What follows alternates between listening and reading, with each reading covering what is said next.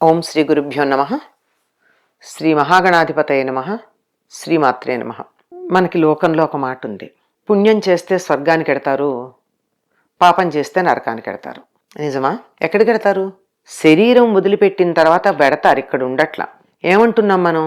చనిపోయారు అంటున్నాం తప్ప ఇంకో పదం వాడట్లా. చనుట అంటే వెళ్ళడమే, పోవడం అంటే వెళ్ళడమే. చనిపోవడం అంటే ఇక్కడి నుంచి వెళ్ళి మరో చోటకి వెళ్ళారు, ఇక్కడి నుంచి వెళ్ళి ఇంకో చోటికి వెళ్ళారు. అంటే ఇక్కడి నుంచి బయటపడి మరో చోటికి వెళ్ళారు. ఎక్కడి నుంచి బయటపడ్డారు? ఈ శరీరంలోంచి బయటపడి మరో చోటికి వెళ్ళారు. ఎక్కడికి వెళ్ళారు? శరీరం ఇక్కడే ఉంది కదా. శరీరంలో ఉండేటటువంటిది ఏదైతే ఉందో దానికి ఒక్కొక్కళ్ళు ఒక్కొక్క పేరు పెట్టుకున్నారు. మన దేశంలో జీవుడు అన్నాం, ఆత్మ అన్నాం. అదే పాశ్చాత్య దేశాల ఆంగ్ల భాషలో సోల్ అంటాం. ఏదన్నా కానీ ఏదో ఒకటి ఈ శరీరాన్ని వదిలిపెట్టి వెళ్ళిన తర్వాత ఈ శరీరం పనికిరాదని మనం దాన్ని పంచభూతాల్లో కనిపిస్తున్నాం. ఈ శరీరాన్ని ఇక్కడ వదిలిపెట్టి వెళ్ళిపోయింది ఏదైతే ఉందో అది ఎక్కడికి ఎడుతోంది? ఎక్కడికి ఎడుతోంది అంటే మనకి తెలియనటువంటి, మన కంటికి కనపడనటువంటి సూక్ష్మలోకాలకి ఎడుతోంది. ఏది? ఆ వెళ్ళేటటువంటి దాన్ని మనం చూడలా. ఆ జీవుడో ఆత్మ ఏదైతే ఉందో దాన్ని చూడలా. మన కంటికి కనపడనట్టుగా ఉండే అది అలాంటి పదార్థంతో తయారైనటువంటి లోకంలో ఉండడం జరుగుతుంది. అక్కడికి వెళ్ళేటప్పటికి ఏం జరుగుతుంది అంటే శరీరం లేదు. ఈ శరీరంతో పాటుగా కొన్ని రకాలైనటువంటి భావాలను తీసుకెళ్ళడం ఉంటుంది. ఉదాహరణకి మంచి పువ్వులు ఉన్నాయి అక్కడ, ఆ పూల మించి గాలి వచ్చింది, ఇక్కడికి వచ్చేప్పటికి ఆ పూల వాసన వచ్చింది. ఈ వాసన ఎలా ఉంది? ఎలా కనిపెడతాం మనం ఈ వాసనని? కంటితో చూడలేమే, ముక్కుతో మాత్రం అనుభవించగలిగాం. పువ్వునైతే కంటితో కూడా చూడగలిగాం, శబ్దాన్ని చెవితో వినగలిగాం. కానీ వాసనని ముక్కుతో వాసన ఉంది అని గమనించామే గాని చేత్తో పట్టుకుంటే తెలియటం లేదు, కంటితో చూస్తే తెలియటం లేదు. అట్లాగే ఈ పంచేంద్రియాలకి కూడా అతీతంగా ఈ పంచేంద్రియాలు అనుభవించడానికన్నా పై స్థాయిలో ఉండేటటువంటిది ఏదైతే ఉందో దానిని ఈ కంటికి కనపడనటువంటి, అంటే ఈ 5 ఇంద్రియాలతోనూ ఈ మనస్సుతోనూ వీటితోనూ మనం గ్రహించటానికి వీలు లేనటువంటి వీటికి పైన ఉండే జీవుడు లేక ఆత్మ ఏ లోకంలో ఉంటుందో దానికి ఈ పంచేంద్రియాలు ఉండవు. కానీ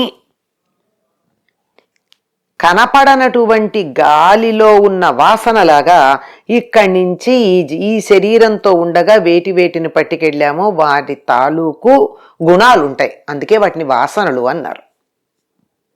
ఏదో బతికుండగా, అంటే ఈ శరీరంతో ఉండగా ఫలానా పదార్థం అంటే చాలా ఇష్టం తినేవాడు. శరీరం వదిలిపెట్టి వెళ్ళాక ఆ పదార్థం మీద ఇష్టం ఉంటుంది, కానీ తినడానికి నోరు లేదే. ఎదురుగా మనం తీసుకెళ్ళి అక్కడ పెట్టినా తినడానికి నోరు లేదు, కానీ తినాలన్న కోరిక ఉంటుంది. ఇట్లా ఉన్నటువంటి చోట ఏదైతే శరీరంతో చేసేటటువంటి పనులు చెయ్యాలి అనే కోరిక ఉండి చెయ్యడానికి శరీరం ఉండదో అటువంటి స్థితిలో ఉంటారు. బ్రతికుండగా మంచి పనులు చేశారనుకోండి, మంచి పనులు చేయాలనే కోరిక ఉండి అలా ఆనందంగా ఉండడం జరుగుతుంది. బతికుండగా కోపం, తాపం, ఈర్ష్య, అసూయ మొదలైనటువంటి వాటితో రగిలిపోయారనుకోండి, శరీరం లేకపోయాక కూడా వాటితోనే రగిలిపోతూ ఉంటారు. కానీ బతికుండగా, అంటే శరీరం ఉండగా ఈ కోపతాపాలు తీర్చుకోవడానికి ఇంతన్నా అవకాశం ఉండేది, ఇంతో అంతో.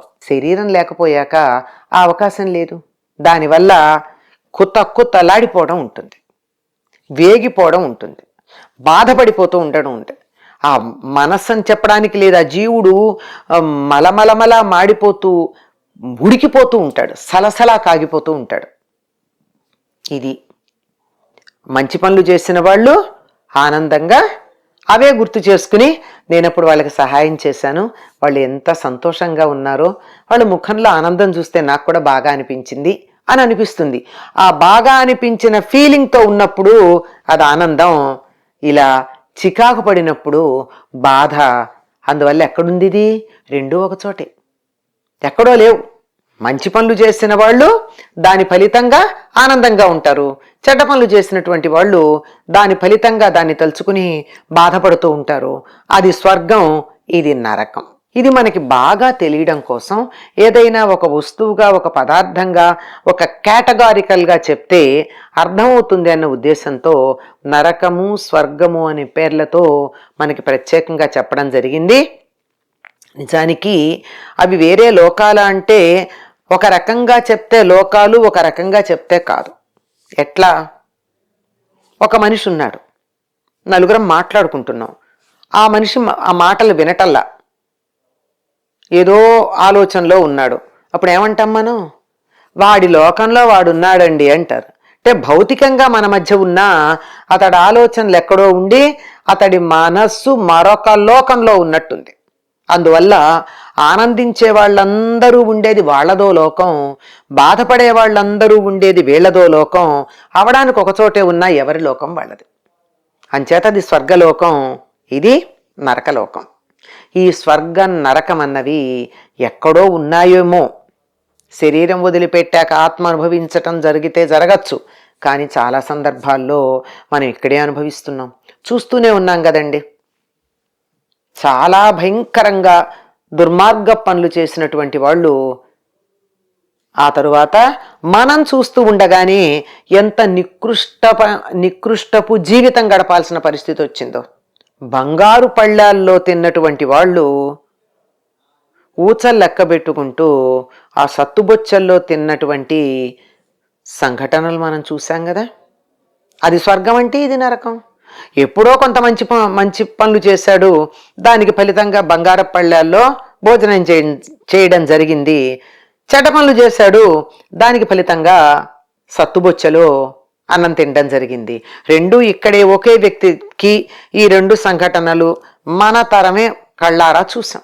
ఇక్కడే ఉన్నాయి ఒక స్థాయిలో.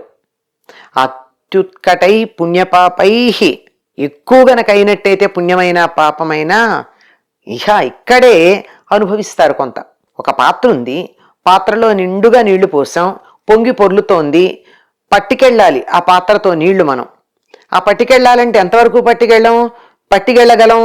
ఆ పాత్ర నిండుగా ఉన్న వరకు పట్టుకెళ్ళగలం. అంతకన్నా ఎక్కువైతే పొర్లిపోతాయి. ఆ పొర్లిపోయినట్టుగా ఇక్కడ అనుభవించడం జరుగుతుంది. పట్టుకెళ్ళేది అలా పాత్ర నిండుగా ఉన్నది పట్టుకెళ్ళడం జరుగుతుంది. ఇలా స్వర్గం నరకం అన్నవి మానసిక స్థితులు అనుభవించేటటువంటి లోకాలు, మానసిక స్థితి అని చెప్పచ్చు.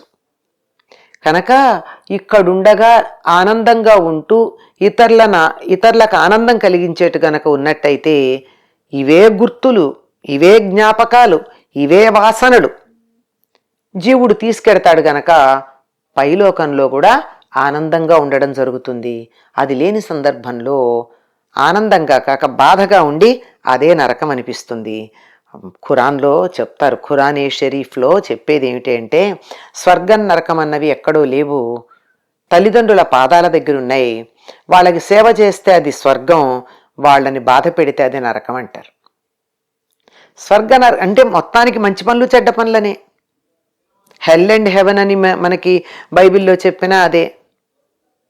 ఏదైనా సరే మంచి పనులు చేసిన వాళ్ళు ఈ వాసనలు తీసుకెళ్ళి ఆనందంగా ఉండడం జరుగుతుంది. చెడ్డ పనులు చేసిన వాళ్ళు ఇదే వాసనలు తీసుకెళ్ళి బాధగా ఉండడం జరుగుతుంది. కనుక ఇక్కడుండగా శరీరం వదిలిపెట్టాక ఆనందంగా ఉండాలంటే ఏం చేయాలో అర్థమైంది కదా. స్వస్తి.